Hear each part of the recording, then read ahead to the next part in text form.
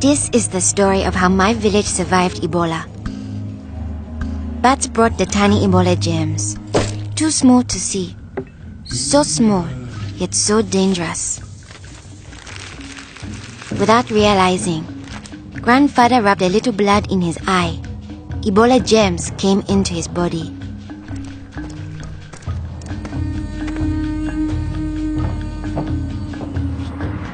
Days went by. Then Grandfather got a terrible fever and weakness. We thought it was malaria, but he was soon much worse. He had vomiting and diarrhea. His fever got even higher. I ran to get the nurse. But Grandfather had already died. I was heartbroken. The nurse thought it might be Ebola, a disease caught from bush meat, but which spreads from person to person. Others in our region had already died of this new disease.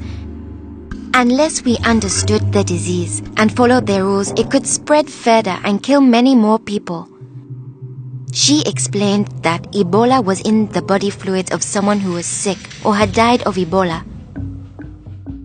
Their sweat, tears, mucus, saliva, vomit, diarrhea, urine, breast milk, sexual fluids, and blood.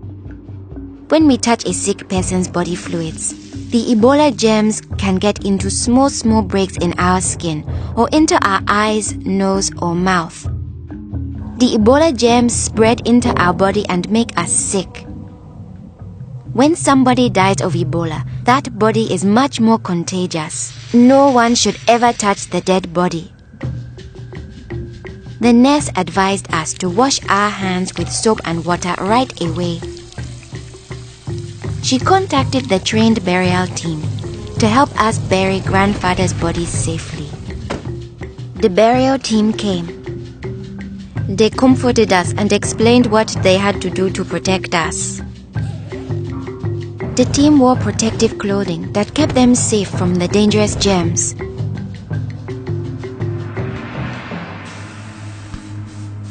They sprayed Grandfather's room and his body with chlorine to destroy the Ebola germs. They put his body safely away in a bag. To prevent the spread of Ebola, no one could touch the body of anyone who had died with signs of the disease. They also burned his mattress, bedding, and clothes, anything that might have his germs. All these actions made us safer. It was too great a risk to follow all our traditions, but we still honored Grandfather in the time of Ebola. Our chief gathered all the villagers together after Grandfather's death. He explained that it's natural for us to fear Ebola, but if we trust in our health workers and follow their rules, we could stop the disease. The nurse explained to us, when a person has symptoms such as fever, don't touch them. Get them to the treatment center right away. They will have the best chance of surviving and they won't spread Ebola. She advised us to wash our hands with soap and water many times a day. The whole village agreed to follow these rules. Since we all had close contact with Grandfather, we were at risk of getting Ebola. We had to stay home. A health worker visited us every day to see whether we had fever or signs of sickness. We would show signs within 21 days if we had Ebola.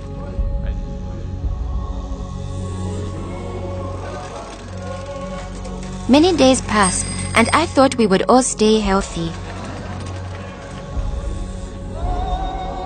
But one morning, I found my mother burning with fever. I knew I couldn't touch her. She was now contagious. My father came in. He told me he was taking my mother away to our uncle's house in the nearby village. He was afraid to take her to the treatment center, afraid he'd never see her again. I knew I had to stop them. I was young, but I stood up to both of them. I told them if this could be Ebola, she must go to the treatment center right away. We needed to trust in our health workers to save her, save ourselves, and save our village. I saw in their faces that they understood. Running away would only lead to more death and suffering. My mother tested positive for Ebola. They found her a bed. At first, the health workers looked scary, but I knew they wore the suits to protect themselves, and inside they were normal people like the nurse. They took good care of my mother. They gave her fluids, medicine and food, and helped her body stay strong to fight Ebola. I missed my mother very much, but I could still talk to her on the phone. Sadly, some people in my village didn't survive, but my mother got better day by day. Soon, we were able to see her from a safe distance. One day, the nurse announced that my mother would live. Now we were safe to hug and kiss her. It was a day to celebrate. Our village followed their rules. We trusted our health workers, brought us sick for care right away, called for the safe burial team when one of our people died, and we always wash our hands with soap and water.